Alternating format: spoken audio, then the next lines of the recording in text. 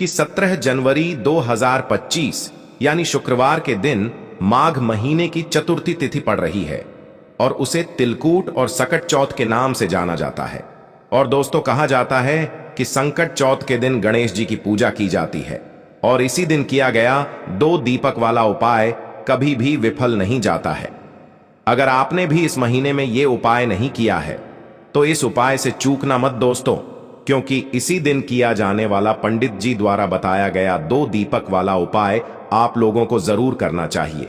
क्योंकि दोस्तों, ये एक ऐसा उपाय है जो कि इस उपाय को करने के बाद दोस्तों आपको फिर कोई और उपाय को करने की जरूरत नहीं है, क्योंकि सबसे बड़ा और सबसे नया ये उपाय पंडित जी ने अपनी अभी की शिव पुराण की कथा में ही बताया है। मैं जिस उपाय को आज हम आपको बहुत अच्छे से समझाने वाले हैं, इस वीडियो को देखने के बाद इस उपाय को समझने के लिए आपको कोई और वीडियो को देखने की जरूरत नहीं पड़ेगी। तो चलिए दोस्तों, उपाय को शुरू करते हैं। देखिए, यह दिन इतना खास होता है, इतना महत्वपूर्ण होता है।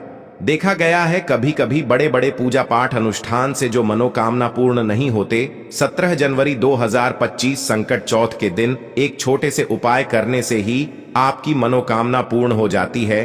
और बहुत सारे लोगों ने इस उपाय को किया भी है और उनको इस उपाय को करने का फल भी जरूर मिला है।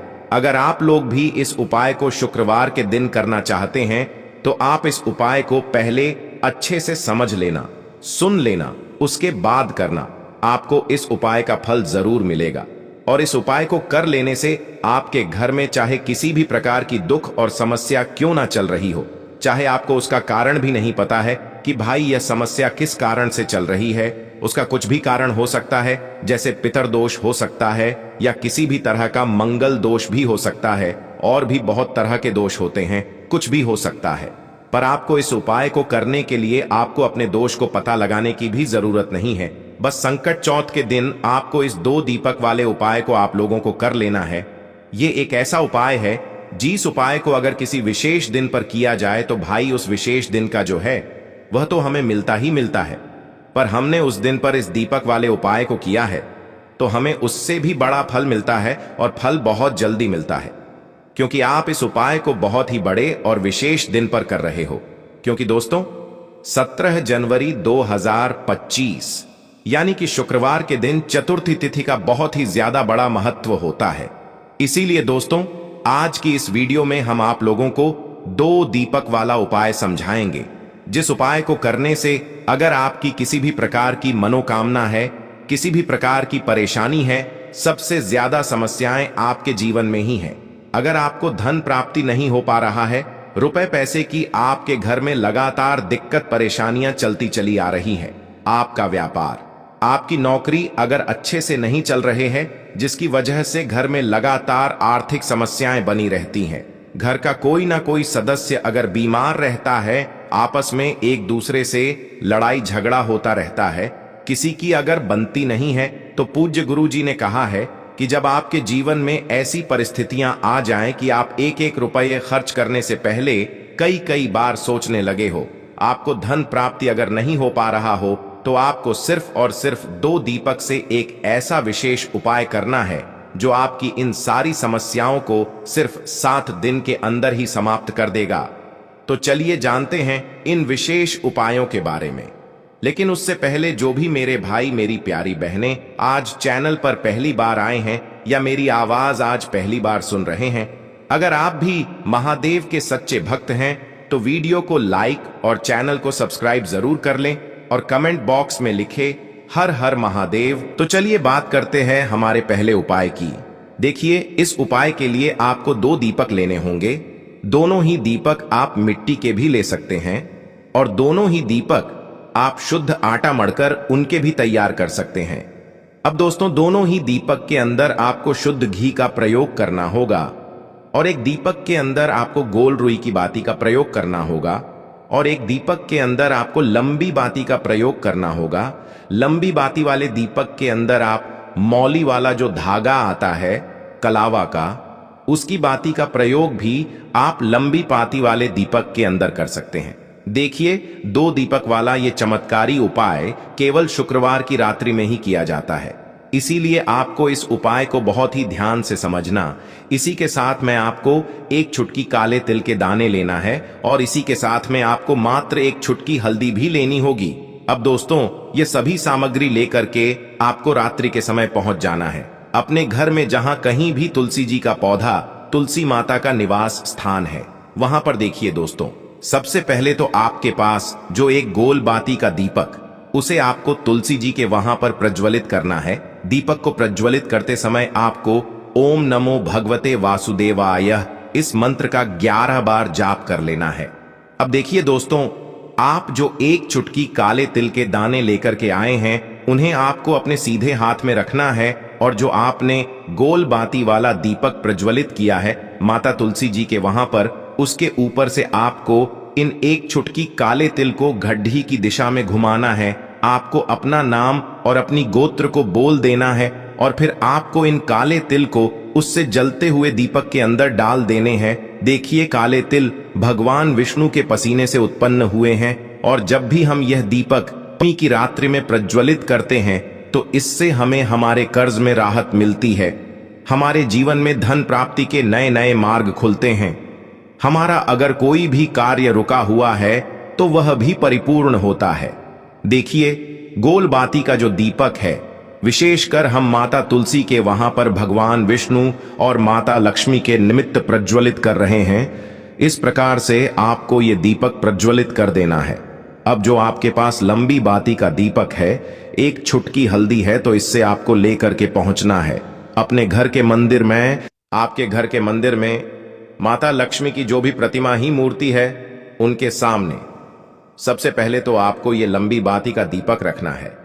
फिर आपको दीपक को प्रज्वलित कर देना है। दीपक को प्रज्वलित करते समय आपको ओम महालक्ष्मी नमः इस मंत्र का जाप करते रहना है। अब दोस्तों, आपके पास जो एक चुटकी हल्दी है, उसे आपको अपने सीधे हाथ में रखना है और इस एक चुटकी हल्दी को आपको उस दीपक के ऊपर से 11 बार घड्डी की दिशा में घुमाना है और आपको ओम महालक्ष्मी नमः मंत्र का जाप करते रहना है और इस एक चुटकी हल्दी को आपको उसे दीपक के अंदर डाल देना है। देखिए, एक चुटकी हल्दी वाला जो दीपक है आपके जीवन से दुर्भाग्य को समाप्त करता है, माता लक्ष्मी की आपको कृपा प्राप्त करवाएगा, धन प्राप्ति के आपके जीवन में नए नए मार्ग बनाएगा। देखो, अगला उपाय है वो भी बहुत ज्यादा खास है। तीनों उपाय को आप जरूर सुनना, क्योंकि जो आपको अच्छा लगे वो उपाय आप कर सकते हैं। देखिए, इस उपाय के लिए आपको 2 हरी इलायची लेनी होगी। हरी इलायची आपको साबुत लेनी है, खंडित नहीं होनी चाहिए।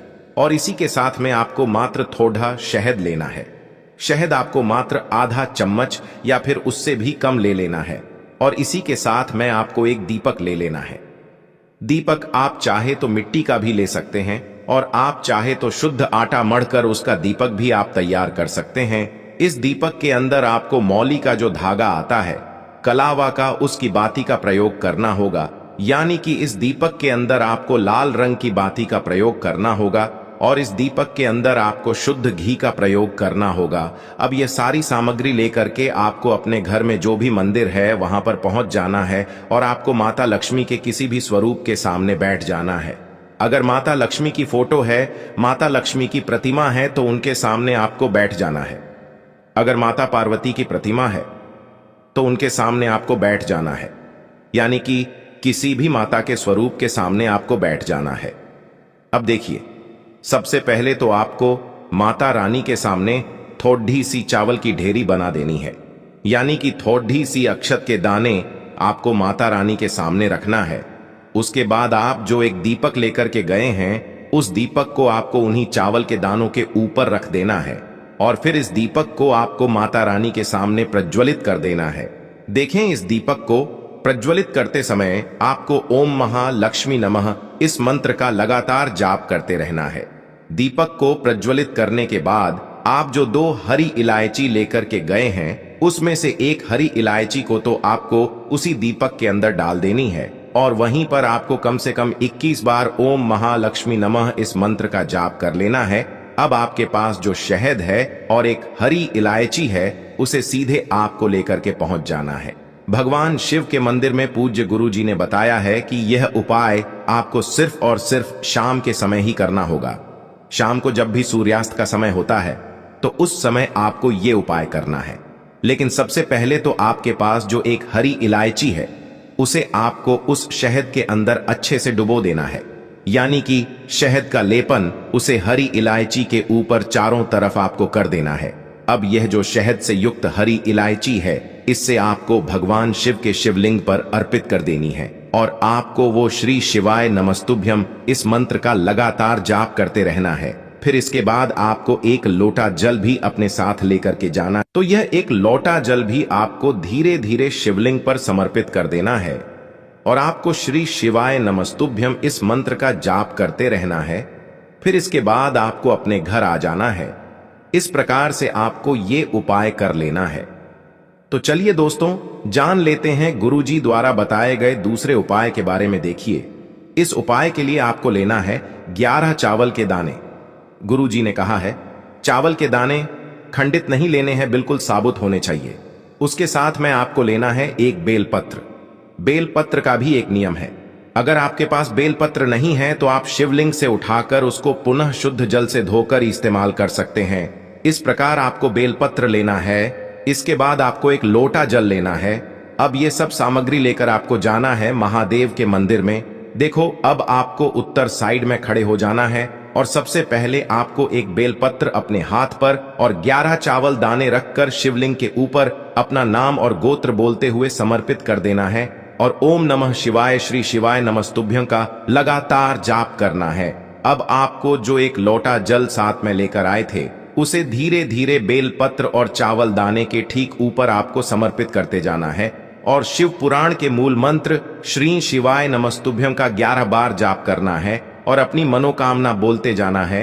देखो, बस छोटा सा उपाय करना है, देखना एक दिन आपके सब काम बनने लग जाएंगे। गुरुजी का बहुत ही विशेष उपाय है। चलते हैं तीसरे उपाय की तरफ। देखिए, इस उपाय के लिए आपको एक तांबे के पात्र के अंदर सबसे पहले अपने घर से शुद्ध जल लेना है। फिर इसी के साथ में आपको मात्र थोड़ा सा शहद लेना होगा। शहद आपको आधा चम्मच या फिर उससे भी कम लेना है और इसी के साथ में आपको एक प्यारी सी बेलपत्र ले लेनी है। बेलपत्र यदि आपको नहीं मिल पाती है तो भगवान शिव के शिवलिंग पर चढ़ी हुई बेलपत्रों को आप पुण्य शुद्ध जल से धोकर के उपयोग कर सकते हैं और बेलपत्र जो है वह कहीं से भी कटी फटी खंडित नहीं होनी चाहिए। अब ये तीनों सामग्री लेकर के सीधे आपको पहुंच जाना होगा भगवान शिव के मंदिर में। ये उपाय सुबह से लेकर के शाम तक किसी भी समय कर सकते हैं। देखिए, सबसे पहले तो आपके पास जो शहद है उससे आपको अपने सीधे हाथ की चींटी उंगली के जो पास वाली उंगली होती है अनामिका उंगली, उसमें थोड़ा सा शहद आपको लेना है और इससे फिर आपको शिवलिंग पर जहां माता सुंदरी का स्थान होता है वहां पर आपको ओम का निर्माण करना है। लेकिन जलाधारी के बिल्कुल बीच में जो स्थान होता है उससे माता अशोक सुंदरी का स्थान कहते हैं और इसी स्थान पर आपको शहद से ओम का निर्माण करना है। अब दोस्तों, आपके पास जो एक बेलपत्र है उससे आपको अपने सीधे हाथ की हथेली पर रखना है और महादेव से आपको अपनी वह विशेष मनोकामना, आपके जीवन में जो भी संकट चल रहे हैं, जो भी समस्याएं चल रही हैं, जो भी जीवन में दुर्भाग्य बना हुआ है, आप अपने किसी भी कार्य में सफल नहीं हो पा रहे हैं, तो जिस भी प्रकार की आपकी समस्या है उसे दूर करने के लिए आपको महादेव से प्रार्थना कर लेनी है और फिर यह जो एक बेलपत्र है इससे आपको शिवलिंग पर माता अशोक सुंदरी वाले स्थान पर समर्पित कर देनी है। देखिए, जहां पर आपने ओम का निर्माण किया है उसी के ऊपर आपको ये बेलपत्र भी समर्पित कर देनी है। देखिए, बेलपत्र की चिकनी साइड का हिस्सा शिवलिंग से स्पर्श होगा और इसकी जो डंडी है वो आपको जलाधारी की ओर रखनी है। पत्ती वाला भाग शिवलिंग की तरफ रहेगा। इसी प्रकार से आपको यह बेलपत्र समर्पित कर देनी है।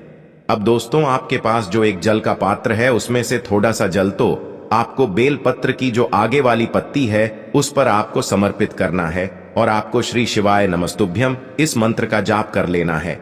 फिर उस पात्र के अंदर जो जल बचेगा उसे पूरा आपको भगवान शिव के शिवलिंग पर धीरे धीरे समर्पित करते जाना है और लगातार आपको शिव महापुराण के मूल मंत्र श्री शिवाय नमस्तुभ्यं इस मंत्र का जाप करते रहना है। गुरुजी ने कहा है कि जल आपको इतने धीरे धीरे समर्पित करना है कि जल समर्पित करते हुए आप कम से कम 11 बार श्री शिवाय नमस्तुभ्यम या फिर ओम नमः शिवाय इस मंत्र का जाप कर सके। फिर इसके बाद वापस आपको अपने घर आ जाना है। इस प्रकार से आपको ये उपाय कर लेना है। आप देखेंगे कि आपकी सभी मनोकामनाएं अवश्य ही पूरी होंगी। ये उपाय आपको अवश्य करने हैं। इस वीडियो तो चलिए दोस्तों जान लेते हैं सबसे पहले उपाय के बारे में, जो कि है तुलसी जी के पत्तों का बहुत ही चमत्कारिक उपाय। देखिए, हम सभी के घरों में माता तुलसी का पौधा अवश्य ही होता है। तो देखिए, हमें तुलसी जी के पौधे से सबसे पहले तो 3 पत्ते तोड़ने हैं। तो देखिए, तुलसी जी के आपको 3 पत्ते तोड़ लेने हैं और इन तुलसी जी के पत्तों को तोड़ने के बाद आपको एक छुटकी हल्दी भी अपने साथ में लेनी है। हल्दी के अंदर आपको जल मिलाकर के पेस्ट के रूप में तैयार करना है और इसी के साथ में आपको एक दीपक भी लेना होगा। दीपक आप मिट्टी का भी ले सकते हैं, आटे का भी ले सकते हैं और इस दीपक में आपको शुद्ध घी डाल करके इसमें आपको लंबी रुकी बाती का प्रयोग करना है। देखिए दोस्तों, आपके पास है 3 तुलसी जी के पत्ते। तो पहला जो तुलसी जी का पत्ता है उस पर आपको सबसे पहले तो जो आपने हल्दी ली है उसकी एक बिंदी लगानी है। और पहला जो तुलसी जी का पत्ता है, आपके घर में भगवान विष्णु का चाहे कोई सा भी स्वरूप हो, चाहे लड्डू को गोपाल जी का स्वरूप हो या फिर भगवान कृष्ण की आपके मंदिर में प्रतिमा हो या फिर भगवान श्री राम की प्रतिमाएं, उनके सामने आपको पहला तुलसी जी का पत्ता अर्पित करना है। अब देखिए दोस्तों, आपके पास जो 2 तुलसी जी के पत्ते हैं और आपके पास जो एक दीपक हैं, इन्हें आपको लेकर के पहुंचना है अपने ही घर में तुलसी जी के पौधे के पास में। देखिए, सबसे पहले तो आपके पास जो 2 तुलसी जी के पत्ते हैं उन पर भी आपको हल्दी की एक एक बिंदी लगानी है और उन दोनों ही तुलसी जी के पत्तों को आपको अपने घर में तुलसी जी के पौधे के वहां पर ही अर्पित कर देने हैं। और इस प्रकार से यह दोनों पत्ते भी तुलसी जी के पौधे के पास में अर्पित करने के बाद अंत में जो आपके पास एक लंबी बाती का दीपक है, इसे आपको तुलसी जी के पौधे के पास में ही प्रज्वलित कर देना है। जो भी व्यक्ति अपने ही घर दिन इस प्रकार से तुलसी जी के 3 पत्तों का यह उपाय कर लेता है तो उसका परिवार हमेशा खुश रहता है। उसके परिवार में कभी भी कोई भी संकट उत्पन्न नहीं होता है और यदि आपके घर में जो भी ग्रह क्लेश हैं वह भी समाप्त होते हैं। तो इस प्रकार से आपको यह उपाय करना है। अगर आपको हमारी वीडियो पसंद आए तो हमारे चैनल को सब्सक्राइब जरूर करें।